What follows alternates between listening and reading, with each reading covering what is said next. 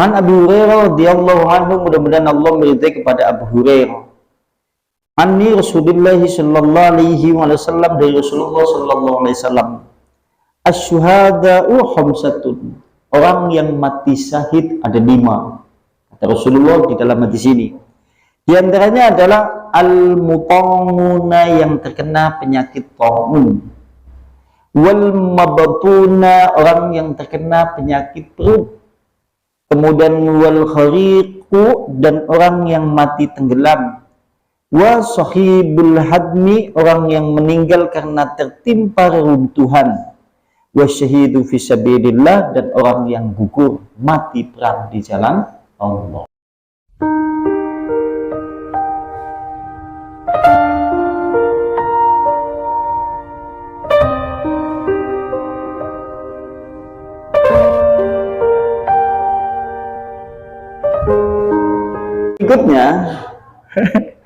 Berikutnya adalah mata dia meninggal, yaitu dalam keadaan beramal soleh. Dia meninggal dalam keadaan beramal soleh. Lagi ngaji, lendean, ngadep ngetan, meninggal. Masya Allah. Ini Masya Allah. Berarti kalau dia meninggal lagi melakukan amal soleh, berarti termasuk bagian dari husnul khotimah. Lagi sholat, lagi sujud, lagi berangkat menuju ke masjid, lagi setelah mengaji, lagi pulang menuju pengajian, atau pergi menuju pengajian, atau yang lain-lain lah, yang kategorinya itu amal soleh, maka Anda termasuk orang yang mendapatkan husnul khotimah. Masya Allah ya. Bayangannya dia kan itu ya. Kalau kita sering membayangkan dan sering mengangan-angan, kita hidup di dunia nanti tatkala berpulang kembali kepada Allah, tatkala dalam keadaan bersujud, nanti tatkala dalam keadaan berdoa, nanti tatkala keadaan dalam bersandar setelah kita lelah beribadah. Kepingin ini ya. Jangan sampai kita meninggal dalam keadaan yang konteksnya bukan beramal soleh. Wongnya sering ngamal soleh, dia sering melakukan aktivitas ibadah, meninggal dalam keadaan yang bukan dalam konteks beramal soleh. Tiba nang kamar mandi gedebuk meninggal. Waduh, ya sekalipun ya ada apa-apa, itu sebab. Tapi kepengen kita kan inginnya meninggal dalam keadaan tatkala kita beramal soleh. Masya Allah, lagi sujud meninggal. Belum sampean, Masya Allah ya, impian itu kan. Nah, hal ini diriwayatkan oleh Hudzaifah, dari sahabat Hudzaifah bin Yaman. Dia berkata Rasulullah sallallahu alaihi wasallam. Rasulullah bersabda, "Man qala la ilaha illallah ibtigha'a wajhillahi khutiman lahu biha dakhalal jannah." Yang pertama, siapa saja yang mengucapkan kalimat la ilaha illallah dengan berharap hanya wajah Allah Subhanahu wa taala, maka dia ditutup dengan kalimat itu, maka dia masuk ke dalam surga. Anda mengucapkan kalimat la ilaha illallah, tapi akidahnya bersih dari segala syirik. Keyakinan bentuk apa saja yang mengotori kalimat la ilaha illallah hilang. Kemudian Anda betul-betul bertauhid kepada Allah, betul-betul tatkala mengucapkan kalimat ini berharap hanya kepada wajah Allah, maka Anda tatkala ditutup akhir usianya dengan kalimat itu, maka Anda masuk ke dalam surga. Siki jenengan mengucap la ilaha illallah betul-betul ikhlas, akidah bersih dari syirik, besok pagi ternyata ditutup dengan meninggal, Anda termasuk orang yang masuk ke dalam surga. Sing penting bersih dari segala syirik.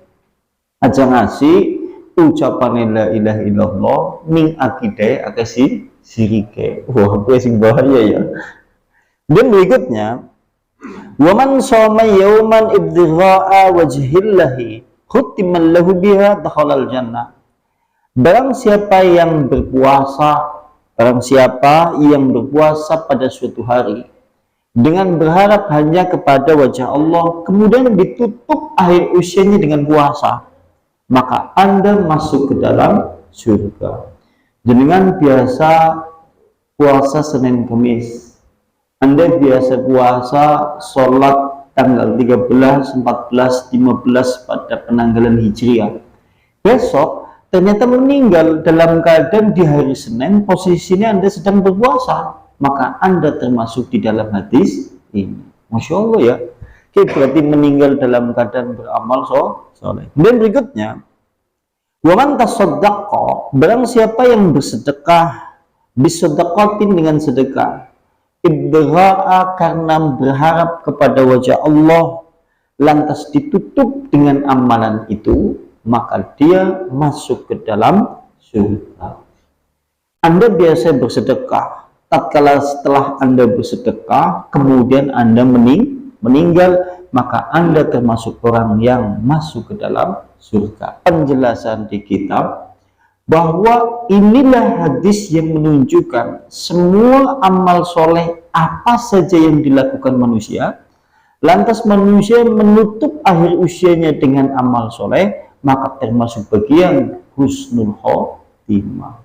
Anda biasa ngaji, ternyata begitu berangkat ngaji, setelah ditutup dengan doa kafaratul majlis, jenengan digugah ora tangi, jebulane babas. Maka Anda termasuk orang yang husnul khotimah.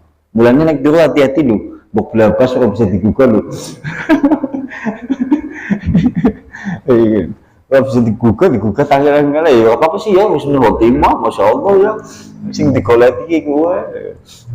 Ini seperti itu. Berarti semua bentuk amal soleh apa saja yang dilakukan oleh manusia lantas ditutup dengan amal soleh itu, maka termasuk bagian dari meninggal dengan cara husnul khotimah. Masya Allah ya. Aja ngasih pokoknya.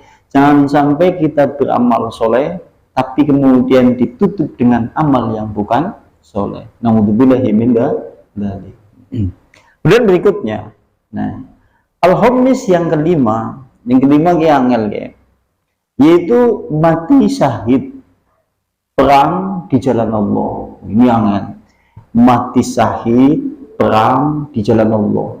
Sekalipun dalam hadis Nabi ini, dalam hadis Nabi ya, hadis Nabi menyebutkan seperti ini, man mata lam yakzuwa walam yuhadas nafsu bighaswi mata min syubatin min nifaq. Barang siapa yang mati tidak pernah berperang di jalan Allah dan tidak pernah punya ingin atau punya niat untuk berperang di jalan Allah, maka dia mati di salah satu cabang kemunafikan. Sekalipun dalam hadis ada hadis yang menyebutkan seperti itu. Sehingga pada poin yang seperti ini, mati syahid, mati perang di jalan Allah, maka termasuk husnul khotimah. Bahkan kalau kita lihat di dalam pembahasan fikih, mati syahid nanti tidak dimandikan, dikafani dengan baju yang dia pakai. Masya Allah ya, sebagai wujud kemuliaan bagi orang yang mati syahid. Di dalam hadis itu, di dalam ayat Al-Quran itu disebutkan, yaitu surat Ali Imran ayat 169 sampai 171.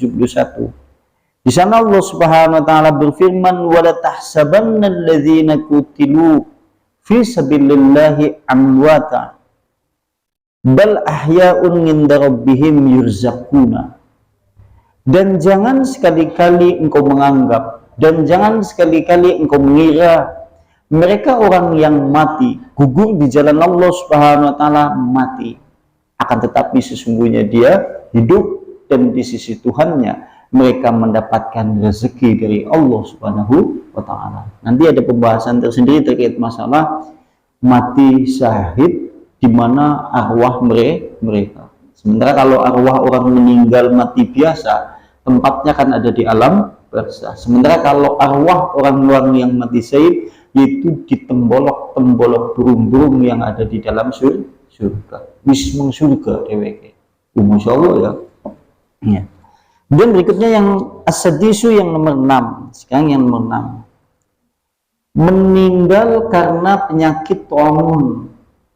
Penyakit taun itu penyakit wabah kolera yang dulu di zaman Nabi pernah terjadi. Berarti bisa disebutkan meninggal karena wabah penyakit taun. Di zaman Nabi itu dulu benar terjadi, sampai yang namanya orang mati berada di pinggir-pinggir jalan. Orang mati ngasih ngeletak pada pinggir-pinggir jalan. Kemudian sekian pertanyaan, bagaimana kondisi orang yang mati dalam keadaan wabah penyakit corona? Iya, kan ya, bagaimana orang yang mati kondisinya dia dalam kondisi yaitu wabah penyakit corona?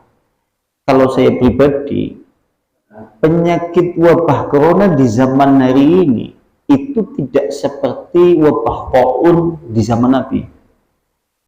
Bahkan hari ini kita banyak mendapat cerita yang simpang siur terkait masalah wabah corona di hari yang dulu.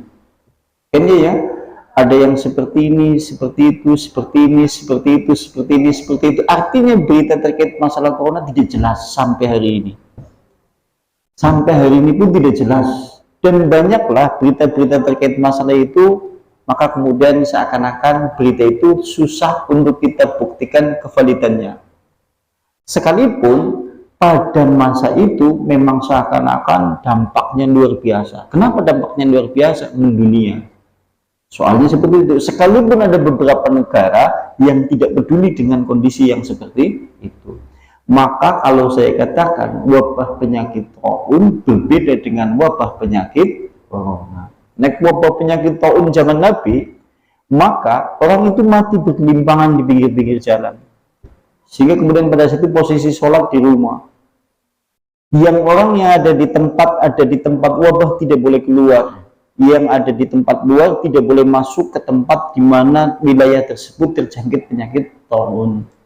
Zaman Nabi seperti itu, sehingga mati kena penyakit wabah seperti itu termasuk husnul khotimah. Oke, suatu saat ada wabah penyakit yang seperti itu, Anda termasuk orang yang meninggal di dalamnya, maka Anda termasuk orang yang husnul khotimah. Ini karena bedek aja singgiku ya. Dan kata Rasulullah, ini kata Rasulullah, wa man mata fi ta'amuna wa huwa sahid, maka barang siapa yang meninggal karena penyakit taun, maka dia adalah orang yang mati syahid. Tapi ingat ya, syahid di sini berbeda dengan syahid yang perang di jalan Allah. Kalau mati karena penyakit wabah taun, ya tetap dimandikan, dikafani, disolati. Berbeda dengan mati syahid karena perang, kan berbeda nanti aplikasi fikihnya. Tapi kalau mati syahid dalam kondisi wabah taun, ya tetap dikafani, dimandikan, seperti itu. Dan berikutnya, sementara kalau dari hadis yang lain, at-tauna syahadatul likulli muslim, taun adalah syahadah media mati syahid bagi setiap muslim. Tapi orang ini mentang-mentang ada hadis ini, suatu saat di satu wilayah terjangkit penyakit taun, kemudian kita berada di wilayah yang tidak terkena penyakit taun. Nah, kita kepengen mati syahid, wah no bos, ya marani. Ini nggak boleh. Ini termasuk mati bunuh diri, bukan mati syahid. Kecuali nexing sudah, kalau sudah dia berada di wilayah yang dimana notabene terjangkit penyakit taun sehingga mereka mati di dalamnya, maka itu yang termasuk mati syahid. Kemudian berikutnya yang ketujuh ini, yang ketujuh meninggal karena penyakit perut. Penyakit perut apa? Kencot. Ya, yang kaitannya dengan masalah perut lah. Karena penyakit sifatnya kan di sini umum. Penyakit perut kan bisa macam-macam di zaman kita hidup hari ini. Meninggal karena penyakit perut, atau karena tenggelam, atau karena tertimpa reruntuhan bangunan. Mati karena tenggelam, mati karena penyakit perut, mati karena keruntuhan bangunan. Terjadi gempa misal, terjadi gempa, panjenengan di musola ini kemudian berlari ke sana, tapi ada beberapa yang tidak sempat berlari, malah keruntuhan bangunan yang ada di atasnya, dan dia mati syahid. Ini orang ini begitu terjadi gempa dengan sengaja gitu. Menyebabkan mati syahid ya. Gak boleh. Artinya tidak boleh disengaja. Berdasarkan hadis yang disampaikan oleh Rasulullah sallallahu alaihi wasallam. Rasulullah bersabda, "Ma ta'uluna syahida fikum." Siapa yang terhitung mati syahid menurut anggapan kalian? Rasulullah pernah bertanya, "Ma ta'uduna syahida fikum?" Siapa yang kalian anggap orang yang mati syahid? Qalu, kemudian berkata mereka sahabat-sahabat Nabi, "Ya Rasulullah, orang yang mati syahid adalah man kutila fi sabilillah wa huwa syahid."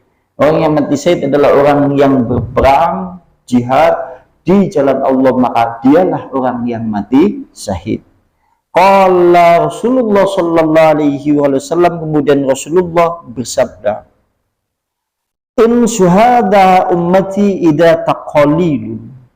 Kalau jika kemudian kondisinya mati syahid itu hanya orang yang berperang di jalan Allah saja, maka umatku yang mati syahid jumlahnya sedikit. Nek orang yang mati syahid terhitung hanya orang yang berperang di jalan Allah, maka umatku yang tergolong mati syahid sedikit. Sedikit enggak? Sedikit. Misalkan perang kan besok di akhir zaman tatkala perang mati atau memungkinkan orang-orang kafir memusuhi umat Islam dan memerangi orang muslimin, dan kita membela agama Islam, kita mati. Nah, kalau orang yang notabene mati di jalan Allah, syahid di jalan Allah, hanya yang dibatasi oleh berperang, maka umat Nabi yang meninggal syahid maka sedikit. Sehingga kata Rasulullah, kemudian ditanya oleh sahabat. Kalau sahabat bertanya, "Faman hum ya Rasulullah?" Siapa mereka ya Rasulullah yang mati syahid selain dari mati syahid berperang jihad di jalan Allah? Lantas kemudian qala Rasulullah bersabda. Lantas Rasulullah bersabda, "Man qutila fi sabilillah wa huwa syahid." Barang siapa yang mati berperang di jalan Allah, dia syahid. Wa man mata fi sabilillah wa huwa syahid, barang siapa yang mati di jalan Allah itu adalah syahid. Wa man mata fi ta'una wa huwa syahid, barang siapa yang mati karena penyakit wabah taun, dia syahid. Wa man mata fi batni, barang siapa yang mati karena penyakit perut, maka dia adalah syahid. Wa man mata wal khairiku syahid, barang siapa yang mati tenggelam, maka dia adalah mati syahid. Berarti termasuk husnul khotimah dan tergolong mati syahid wabah penyakit taun, penyakit perut, tenggelam, dan tertimpa reruntuhan bangunan. Sementara kalau yang hadis menyebutkan tertimpa reruntuhan bangunan, disebutkan di dalam hadis yang lain riwayat Abu Hurairah. Man Abu Hurairah radhiyallahu anhu, mudah-mudahan Allah meridai kepada Abu Hurairah. Anni Rasulullah sallallahu alaihi wasallam, dari Rasulullah sallallahu alaihi wasallam. Asyuhada'u khamsatun. Orang yang mati syahid ada 5. Kata Rasulullah di dalam hadis ini. Di antaranya adalah al-mutamuna, yang terkena penyakit taun. Wal mabtuna, orang yang terkena penyakit perut. Kemudian wal khariqu, dan orang yang mati tenggelam. Wa sahibul hadmi, orang yang meninggal karena tertimpa reruntuhan. Wa syahidu fi sabilillah, dan orang yang gugur mati perang di jalan Allah. Berarti kategori-kategori itulah yang termasuk mati syahid dan sekaligus tanda husnul khotimah. Kemudian berikutnya,